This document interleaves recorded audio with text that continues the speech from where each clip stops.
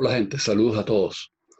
Bueno, en este nuevo video vamos a tratar el tema de corchetes de Poisson. Es un tema hermoso, es un tema matemáticamente muy elegante y un tema muy importante porque Dirac concibió la mecánica cuántica como una imagen en la cual la estructura que vamos a desarrollar, la estructura matemática corchetes de Poisson, pasen a otra estructura en mecánica cuántica, de tal forma que fue muy importante haber tenido ya por los post-newtonianos esta estructura matemática para el desarrollo de la mecánica cuántica.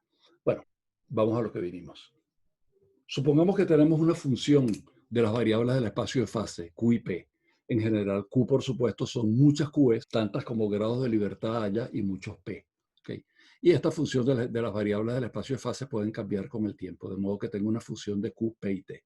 Si yo le calculo la derivada, obtengo los tres términos de siempre. Derivada respecto de Q por Q punto, derivada de f respecto de p por p punto, más la derivada parcial respecto de t en caso de que f dependa explícitamente de t y no a través de q y a través de p. Sustituyendo q punto y p punto por las ecuaciones de Hamilton, resulta esta ecuación. En particular, fíjense que va a ser importante para lo que sigue, que si esta cantidad es una constante de movimiento, esto es igual a cero, de tal forma que esto que está aquí cancela, es el negativo de este término que está aquí. Esta construcción que aparece aquí sugiere definir un corchete, una estructura que se llama corchete de Poisson, de cualesquiera dos funciones, no solamente con el hamiltoniano, sino cualquier función. Esto es a partir de ahora, esto es matemáticas. Yo tengo dos funciones f y g que dependen de q y p, y yo voy a definir el corchete de Poisson de ellas como esta combinación. La derivada de f respecto de q por la derivada de g respecto de p, y aquí vuelvo a tener la derivada de f, pero respecto de p le cambio el orden por la derivada de g respecto de q. Fíjense que si hubiera muchas variables, aquí hay una suma. Tengo muchas qi y pi, de modo que lo que tengo es una suma que sin la convención de Einstein está puesta explícita aquí. Pero seguiremos escribiéndolo como uno solo. Esta estructura, esta definición, se denomina corchete de Poisson de f con g, o corchete de Poisson entre f y g. Y fíjense que es una combinación de primeras derivadas de f y primeras derivadas de g. De tal forma que yo podría escribir el corchete en abstracto, sin alimentarlo con ninguna de las funciones que él se come, como este operador. Es un operador, como vamos a ver, bilineal, pero no es un operador de segundo orden, es un operador de primer orden, ¿okay? Pero con dos casillas que yo lo debo rellenar. Si yo relleno una sola, entonces él se transforma en un operador lineal. Un operador lineal es ciertos coeficientes multiplicando las derivadas respecto de p, menos ciertos coeficientes multiplicando la derivada respecto de q. Pero fíjense que esto es un operador diferencial de primer orden. Y como es un operador diferencial, es lineal, porque la derivada actúa linealmente. Si yo alimento este operador con una función g, entonces el resultado es una función evaluada. Vamos a ver las propiedades de la definición que hemos dado. Primero es antisimétrico. Si ustedes cambian a f con g y g con f, lo que estaba aquí pasa a estar aquí y lo que estaba aquí pasa a estar aquí. De tal forma que es obvio que es una construcción antisimétrica. La estructura matemática subyacente a los corchetes de Poisson los llaman los matemáticos geometría simpléctica. Segundo, veamos que esto es una función lineal en G.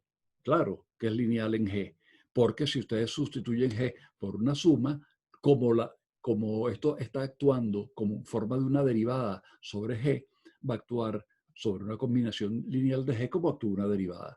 Salen las constantes y derivo las funciones. Por antisimetría, esto también es lineal en la primera casilla, de modo que el corchete de Poisson es lineal en esta casilla y lineal en esta otra casilla. En particular, que las constantes salgan hace que el corchete de Poisson de una función cualquiera, f con lambda, es cero, porque van a aparecer derivadas de lambda respecto de q en un lado, respecto de p en otro lado, y como lambda es constante, eso da cero. Segundo, se cumple la regla de Leibniz, que por cierto lo escribí mal aquí. es decir, la regla del producto, porque va a aparecer aquí derivadas de este término, y este término se deriva G con la derivada de H más H con la derivada de G. Y eso hace que el corchete Poisson de G, de F con G con H, sea F con G y sale la H más F con H y sale la G. Aquí saqué a la H para el lado derecho y a la G para el lado izquierdo, manteniendo el orden que tiene aquí por costumbre, porque en la mecánica cuántica estos son operadores, aquí son funciones y el producto es irrelevante el orden, pero en operadores no lo es. Propiedad número 7.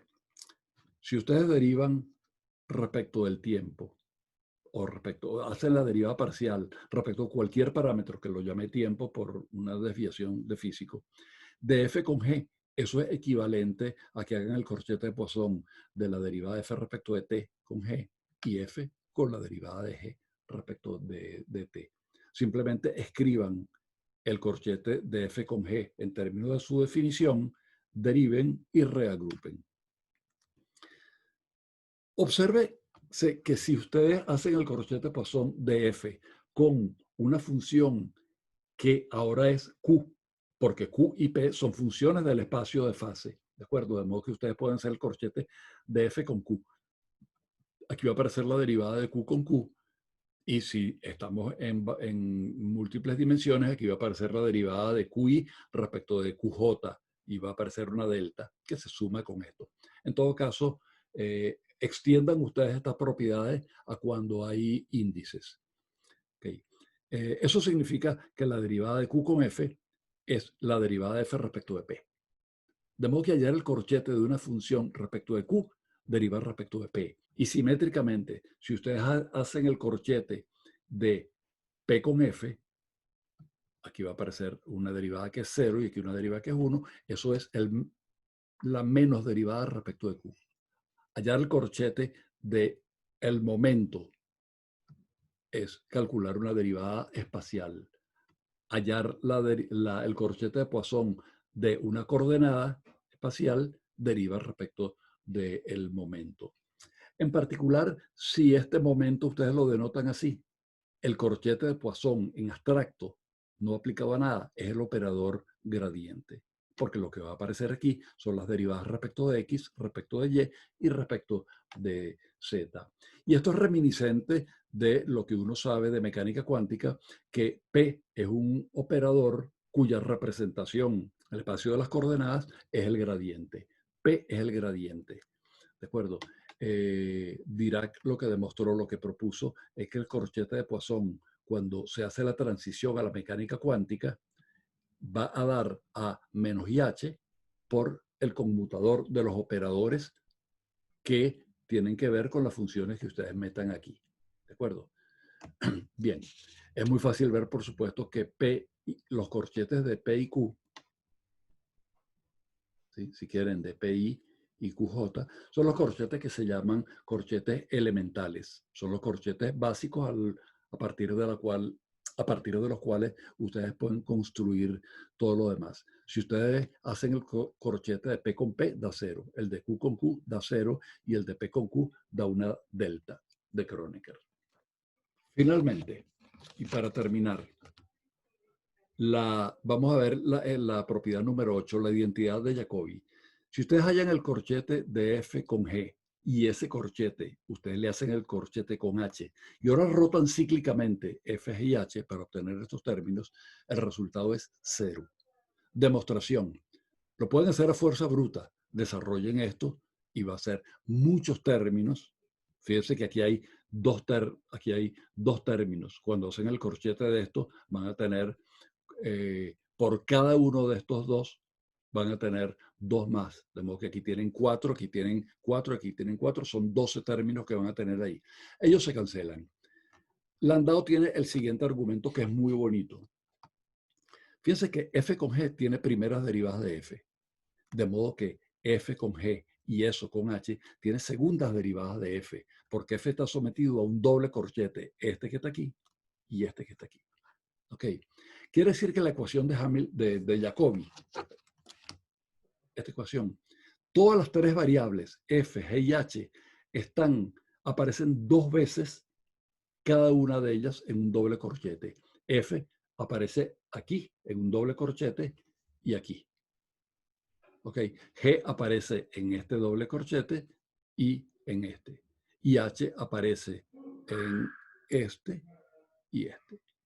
De modo que, de modo que la ecuación esa es una combinación de segundas derivadas de f con g con h. Si yo demuestro, por ejemplo, que estos dos términos donde aparece f, los dos términos donde aparece f, no tiene segundas derivadas de f, entonces está demostrado, porque tampoco aparecerá segundas derivadas de g y tampoco aparecerá segundas derivadas de h. Es decir, yo lo voy a hacer únicamente que para f. Entonces, fíjense, estos dos términos son estos dos mismos que dibujé aquí. Como dice, los puse de manera más conveniente, de tal forma que la F esté al final, esté a la derecha. Eh, Muy fácil hacerlo, por ejemplo, aquí. Simplemente yo este corchete lo paso para la derecha y la G para la izquierda. Y me aparece un signo menos. Y eso es este que está aquí. Y este término, hago eso, alterno H con el corchete y luego el corchete lo invierto para que me quede la F aquí. Bien, hacer el corchete de G con F es un operador diferencial, que lo voy a llamar de 1, actuando sobre f. Y un operador diferencial, yo siempre lo puedo escribir como una combinación de ciertos coeficientes por las derivadas. Estas derivadas, por supuesto, representan a derivadas respecto de q y respecto de p, con ciertos coeficientes y signos. Okay. Y de manera similar a h con f, lo denoto como un operador diferencial 2, con otros coeficientes. Esta ecuación donde aparecen las segundas derivadas de f, yo lo puedo reescribir como esto que está aquí. ¿Okay? Esto ilustra el hecho de que f aparecería formalmente como una segunda derivada. La segunda derivada de 2 de 1 actuando sobre f y de 1 de 2. Vamos a ver que ese no es el caso, que no aparecen segundas derivadas. Cuando ustedes